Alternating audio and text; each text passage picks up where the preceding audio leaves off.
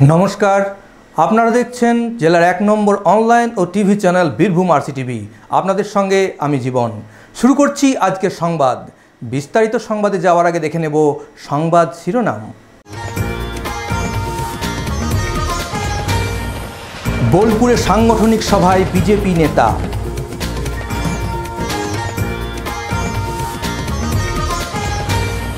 লাগাতার ধর্ণা মঞ্চের আয়োজন বোলপুরে।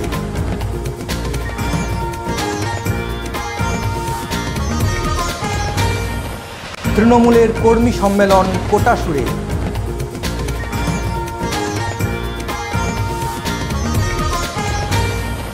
মৃতপ্রায় শিশুকে প্রাণ ফিরিয়ে দিলেন চিকিৎসকরা।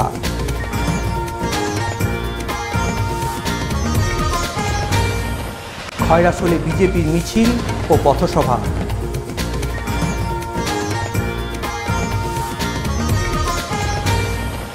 রিপোর্ট কার্ড প্রচার কর্মসূচি খয়রাসোলে।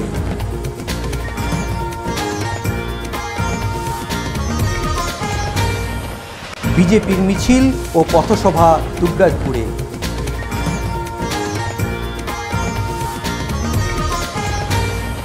বোলপুরে বেডসের জেলা সম্মেলন।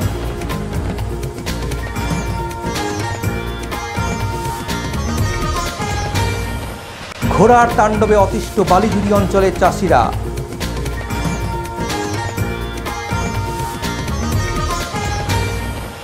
নবান্ন উপলক্ষে যাত্রাপালা সাঁইথিয়ায়।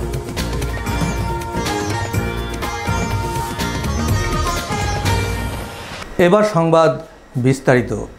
বিজেপি নেতা কৈলাস বিজয়বর্গীয় আজ বোলপুরে সাংগঠনিক সভায় এসে মুখ্যমন্ত্রী মমতা বন্দ্যোপাধ্যায়কে তীব্র কটাক্ষ করেন। তিনি ছাড়াও এদিন উপস্থিত ছিলেন বিজেপি নেতা অনুপম হাজরা, জেলা সভাপতি শ্যামাপদ মণ্ডল সহ একাধিক বিজেপি নেতাকর্মী। মূলত বিধানসভা নির্বাচনের আগে দলীয় সংগঠনকে চাঙ্গা করতেই তিনি আজ এখানে আলোচনা সভার আয়োজন করেন। ममता जी आतंक फैलाना चाहती है और उनको पता है कि उनकी ज़मीन खिसक गई, तो आतंक के बल पर फिर से कुर्सी प्राप्त करना चाहती है। मैं समझता हूँ कि बंगाल के संस्कार और संस्कृति में कहीं पर भी आतंक और भय नहीं होना चाहिए और हम चुनाव आयोग से प्रार्थना करेंगे कि लोग निर्भीकता से वोट डाल सकें और ये आतंक और हिंसा की राजनीति समाप्त हो, इसके लिए अभी से सेंट्रल फोर्स डिप्लॉयड करें।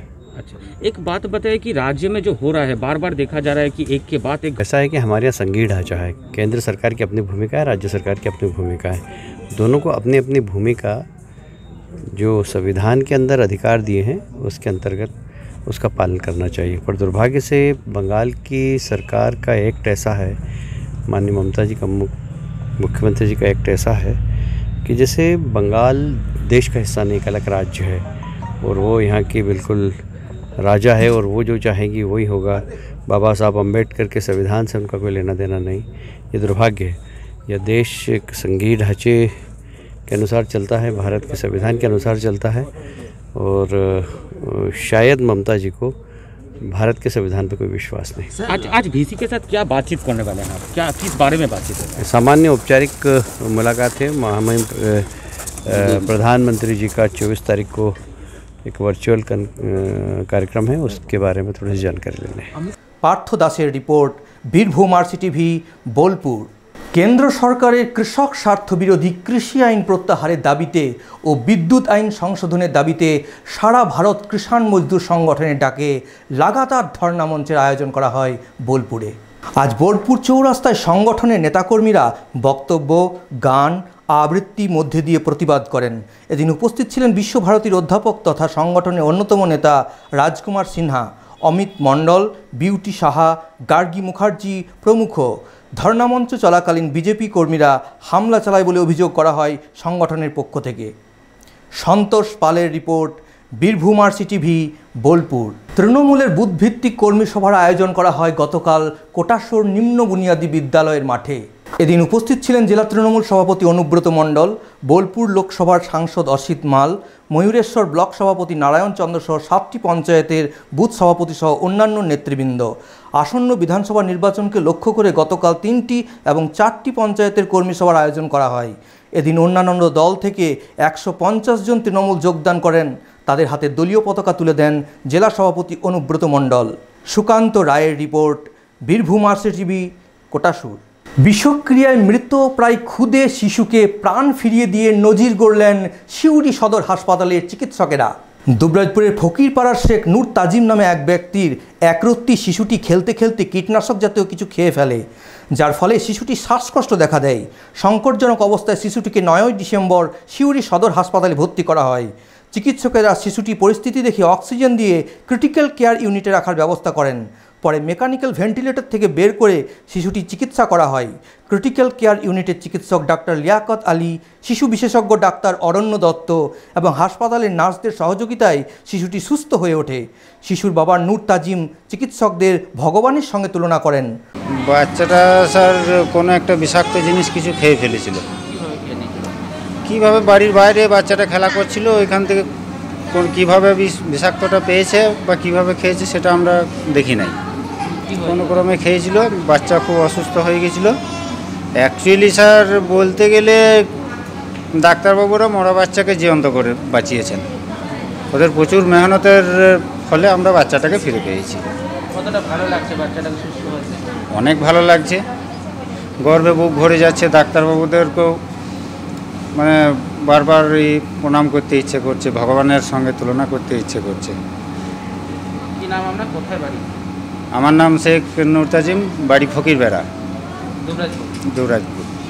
অন্যদিকে শিশু বিশেষজ্ঞ ডাক্তার অরণ্য দত্ত জানান, বিষাক্ত জিনিস তা এসছিল বাই রেসপিরেটরি ফেলিওর নিয়ে অবস্থায় আমরা তখনই ইমিডিয়েট অক্সিজেন দিয়ে বাচ্চাকে, এখানে সিস্টাররা যথেষ্ট অ্যাক্টিভ ছিলেন, সবাই মিলে গ্রুপ ডি স্টাফরা মিলে বাচ্চাটাকে ক্রিটিক্যাল কেয়ার ইউনিটে শিফট করা হয়।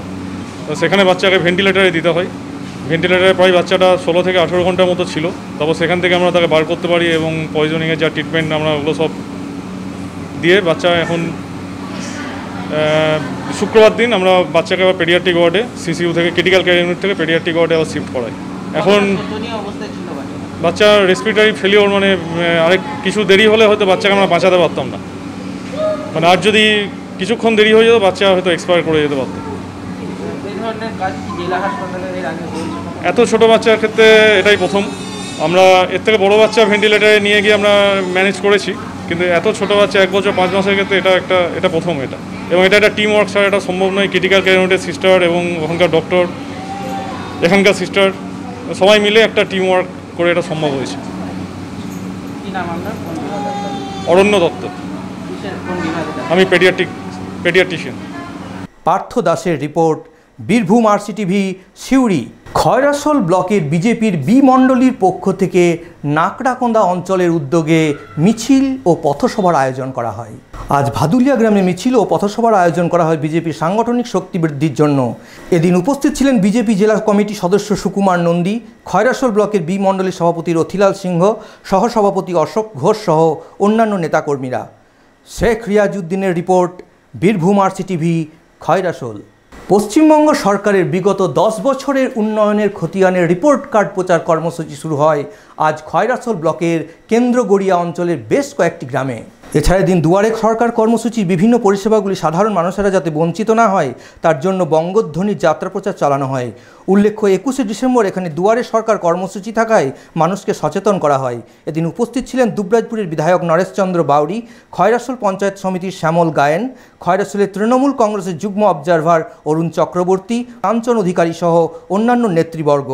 আজকের এই সভায় CPIM-এর LCM গরিব বাউরি তৃণমূলে যোগদান করেন। বিধায়ক নরেশচন্দ্র বাউরি জানান, মুখ্যমন্ত্রী মমতা বন্দ্যোপাধ্যায় তিনি জনদর্দী, জননেত্রী, জনমানুষের হৃদয়ের মধ্যে তিনি বিরাজ করছেন। তিনি দুয়ারে যে সরকার এনে দিয়েছেন সেই সরকারের কি কি প্রকল্প আছে মানুষের কাছে কাছে এসেছে। যেমন স্বাস্থ্যসাথী কার্ড যাদের হয়নি তার জন্য তাদের এখানে স্পট করতে হবে। একমাত্র রাজ্য পশ্চিমবঙ্গ যেখানে 5 লক্ষ টাকা ইন্স্যুরেন্স একটা পরিবার পাচ্ছে বিনা পয়সায়। অন্য রাজ্যে নেই, যেখানে বিজেপি শাসিত রাজ্য আছে সেখানে কিন্তু এই স্বাস্থ্যসাথী প্রকল্প নেই। 2 নম্বর হচ্ছে আমরা দেখছেন যে আমাদের বন্ধুশ্রী প্রকল্প, অর্থাৎ তফসিলি বন্ধু যারা শিডিউল কাস্ট আছেন, যাদের 60 বছর বয়স হয়েছে তাদের জন্য মাননীয় মুখ্যমন্ত্রী মমতা বন্দ্যোপাধ্যায় মাসিক 1000 টাকা ব্যবস্থা করে দিয়েছেন। যারা আদিবাসী ঘরের মানুষ আছেন 60 বছর বয়স যাদের হয়েছে তাদেরও 1000 টাকা ব্যবস্থা করে দিয়েছে মাননীয় মুখ্যমন্ত্রী মমতা বন্দ্যোপাধ্যায়। এছাড়া বিনা পয়সা রেশনের চাল এই ব্যবস্থা করে দিয়েছে। যাদের রেশন কার্ড পদ্ধতিগত ভুল আছে বা হয়নি এইখানে গিয়ে সেটা হয়ে যাচ্ছে। যাদের কৃষক বন্ধু প্রকল্প আওতা আনার জন্য এটাও ব্যবস্থা করে দিয়েছে। Schedule caste certificate OBC certificate spot করা হচ্ছে, কন্যাশ্রী করা হচ্ছে।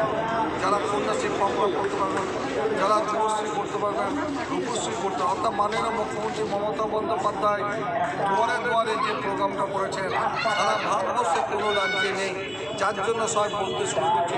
সত্যি আমাদের মুখ্যমন্ত্রী মমতা বন্দ্যোপাধ্যায়ের কাছে জানতে হবে, শিখতে হবে যে সরকারের পরিষেবা কীভাবে দিতে হয়। নতুন একটা উদ্ভব দুয়ারের সরকার। বিপিন পালের রিপোর্ট, বীরভূম আরসিটিভি, খয়রাশোল।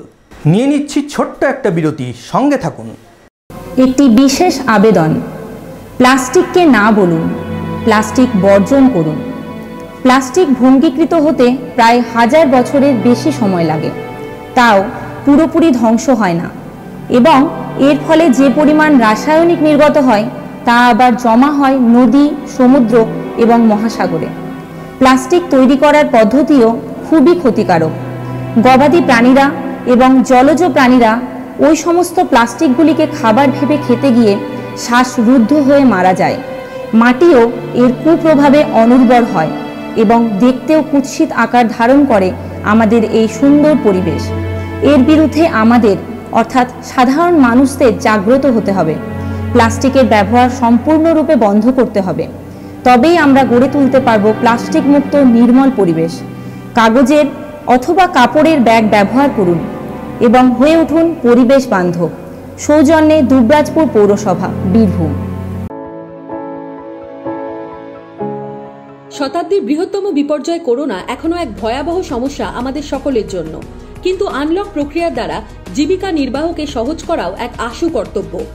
এই ভাইরাস থেকে বিপদ থাকবে আরো বেশ কিছুদিন, তাই সংক্রমণের হাত থেকে সুরক্ষিত থাকতে কয়েকটি সাবধানতা অবশ্যই অবলম্বন করুন। বাইরে বেরোলে অতি অবশ্যই মাস্ক পরে বেরোবেন। মাঝে মধ্যেই ভালো করে সাবান দিয়ে হাত ধোবেন। হাত ধোয়ার সুযোগ না থাকলে সেক্ষেত্রে স্যানিটাইজার ব্যবহার করুন।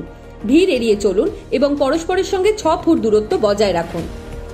এই মহামারীর সময়ও আমাদের মশাবাহিত ডেঙ্গুর বিপদের কথা ভুললে চলবে না। অন্য বছরের মতো কিছু পদ্ধতির দ্বারা আমরা সহজেই ডেঙ্গু মোকাবিলায় জয়ী হতে পারি। বাড়ির চারপাশে পুরনো প্লাস্টিকের টুকরো, পরিত্যক্ত টায়ার, বালতি বা টবে বা অন্যত্র জল বা আবর্জনা জমতে দেবেন না। মনে রাখবেন, জমা জল ও আবর্জনায় ডেঙ্গুর মশা জন্মায়। জ্বর হলে ডাক্তারের পরামর্শ নিন।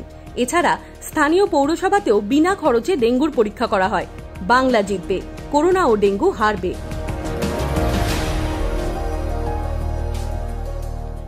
গত 7ই জুলাই 2020 তারিখ থেকে হারিয়ে গেছে 81 বছরের শ্রী প্রণবচন্দ্র ভট্টাচার্য।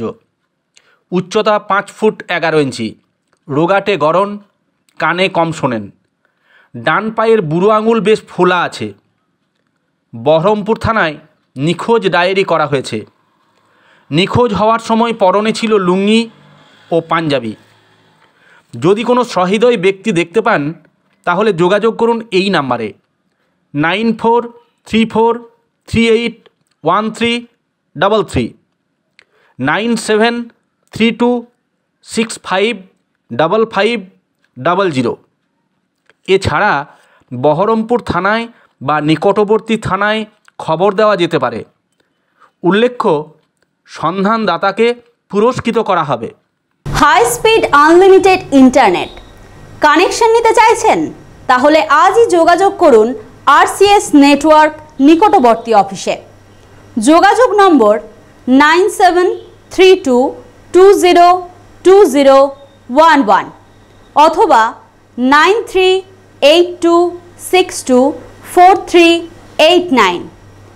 এখানে পাবেন BSNL এর ব্রডব্যান্ড প্লাস ল্যান্ডলাইন, রেলটেলের ব্রডব্যান্ড, সিটি নেটওয়ার্কের ব্রডব্যান্ড। ফিরে এলাম বিরতির পর। দুবরাজপুর বিজেপির পক্ষ থেকে আজ দুবরাজপুর শহরে বিভিন্ন জায়গায় মিছিল ও পথসভার আয়োজন করা হয়। আসন্ন বিধানসভা নির্বাচনের আগে দলীয় সংগঠনকে মজবুত করার জন্য এবং রাজ্য সরকারের নানান দুর্নীতির বিরুদ্ধেই এই পথসভা। এদিন উপস্থিত ছিলেন বিজেপির জেলা কমিটির সদস্য প্রভাত চ্যাটার্জি, শহর মণ্ডলীর বিভিন্ন কার্যকর্তা ও কর্মীরা। দুবরাজপুর বিজেপি শহর মণ্ডলীর সন্দীপ আগরওয়াল জানান, আমাদের 5 তারিখ থেকে গৃহ সম্পর্ক অভিযান শুরু হয়েছে। তার সত্ত্বে আমাদের 5 তারিখ থেকে 12 তারিখ গৃহ সম্পর্ক অভিযান, আর 13 তারিখ থেকে 20 তারিখ পর্যন্ত পথসভা, পাড়ায় পাড়ায় একদম বাজার সমস্ত দুবরাজপুর শহরে আমাদের পথসভা হবে। আর তার প্রকৃতি আজকে আমরা শুরু করেছি পথসভা আজকে আমরা ইন্দিরা গান্ধী মার্কেট, আমরা পদ্মার বাঁধ, আমরা থানা মোড়, তুলপটি, পাকুতলা মোড় পথসভা করেছি। আমাদের পথসভার উদ্দেশ্য হচ্ছে এই তৃণমূলের যে দুর্নীতি, এই যে চাল চোর, রেশন চোর, এই যে আনফানের টাকা চুরি সমস্ত মানুষের কাছে তুলে ধরছি এবং গণতন্ত্র যে বিপন্ন এই পশ্চিমবাংলাতে আজকে তার আমরা জনগণকে সেটা জানাচ্ছি। সন্তোষ পালের report, Birbhum RCTV, Dubrajpur. Bengal development education society beds এর জেলা সম্মেলন অনুষ্ঠিত হয় আজ বোলপুরে।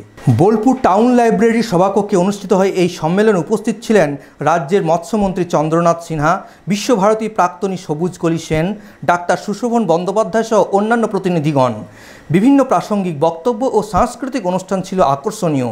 এছাড়াও এদিন জেলার কৃতি পড়ুয়া ও বিশিষ্টজনদের সংবর্ধনা দেওয়া হয়। উত্তম মণ্ডলের রিপোর্ট, বীরভূম RCTV, বোলপুর।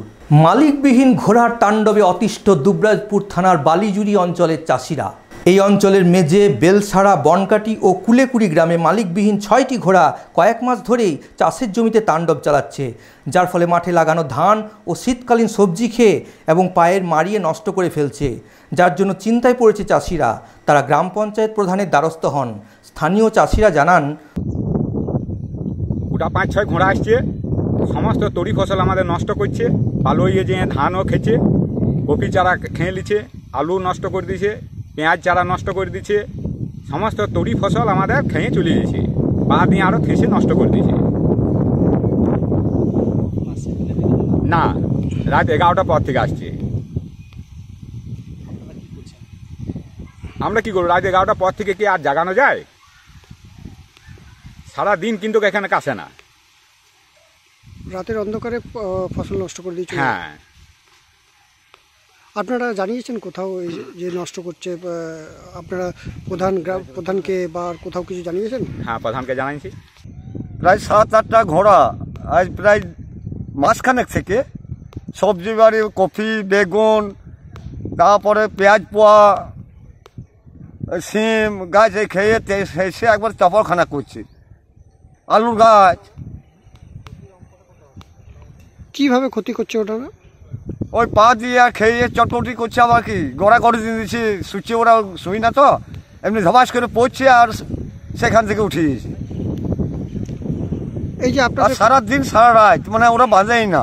অন্যদিকে বালিজুড়ি গ্রাম পঞ্চায়েত প্রধান মুনমুন ঘোষ জানান, হ্যাঁ, আমার কাছে খবর এসছে, চাষিরা আমাকে জানিয়েছে যে এরকম বেশ কয়েকটি ঘোড়া, ওই 6টা মতো ঘোড়া এসে ফসল বারবার আসে আর নষ্ট করে দিয়ে যায়। ধানের সময়ও নষ্ট করেছে এবং এই সময় আমাদের শীতকালে যে সকল সবজি চাষ হয় সেইগুলো অনেকটা ক্ষতি করে। তো আগে আমি এইটা মানে ট্রেস করার চেষ্টা করেছিলাম যে ঘোড়ার মালিক কে আছে, কিন্তু মানে আমি ট্রেস করতে পারিনি। আমি বন দপ্তরে জানিয়েছিলাম, তো ওনারা বলেছিলেন যে এটা আমাদের ডিপার্টমেন্ট নয়। তো চাষিরা আবার আমার কাছে এসেছে এবং আমাকে বলেছে যে এই ব্যাপারে কোনো কিছু ব্যবস্থা নেওয়ার জন্য। তো আজ তো রবিবার, আমি কাল সোমবার, কালকে বিডিও সাহেবের সাথে যোগাযোগ করব এবং বিডিও সাহেব যাতে এটা নিয়ে কোনো রকম চাষিদের জন্য ব্যবস্থা নেয় এবং ঘোড়াগুলোকে যাতে মানে চাষিদের ফসলের ক্ষতির হাত থেকে বাঁচানো যায়, সেই ব্যাপারে বিডিও সাহেব নিশ্চয়ই কিছু ব্যবস্থা গ্রহণ করবেন। এবং চাষিদের যে ফসলটা নষ্ট হয়েছে এই ব্যাপারে আমি আমাদের যে কৃষি দপ্তর আছে সেই কৃষি দপ্তরে জানাবো, সেখান থেকে যদি কিছুটা সুরাহা পায় চাষিরা, সে ব্যাপারে দেখব একটা ব্যবস্থা কিছু করা যায় যদি। ধানের সময় ধান নষ্ট করেছিল অনেকটা, তারপর কফি, তারপর আপনার সর্ষে, এইরকম ধরনের যে খারিফ শস্যগুলো সেগুলো নষ্ট করছে ঘোড়াতে এসে। পেঁয়াজের বিচন, মানে বীজ যেগুলো মানে দিয়েছে আর কি, সেই বীজগুলো অনেকটা নষ্ট করে দিয়ে গিয়েছে। লালটু মুখার্জির রিপোর্ট, বীরভূম RCTV, দুবরাজপুর। নবান্ন উৎসব উপলক্ষে গতকাল সাঁইথিয়া থানার সোমসা গ্রামে যাত্রাপালা আয়োজন করা হয়। বর্তমানে যাত্রাপালা বা নাটক গ্রামেগঞ্জে খুব কমই পরিলক্ষিত, তবুও স্থানীয় সপ্তপদী ক্লাবের উদ্যোগে আয়োজন করা হয় সামাজিক যাত্রাপালা। বজ্জাত শাশুড়ির দজ্জাল বৌমা, গ্রামের ছেলেমেয়েরাই এই যাত্রাপালায় অংশগ্রহণ করে। শুভজিৎ মণ্ডলের রিপোর্ট, বীরভূম RCTV, সাঁইথিয়া। আজকের সংবাদ এই পর্যন্ত। পরবর্তী সংবাদের জন্য চোখ রাখুন বীরভূম RCTVর পর্দায়। নমস্কার।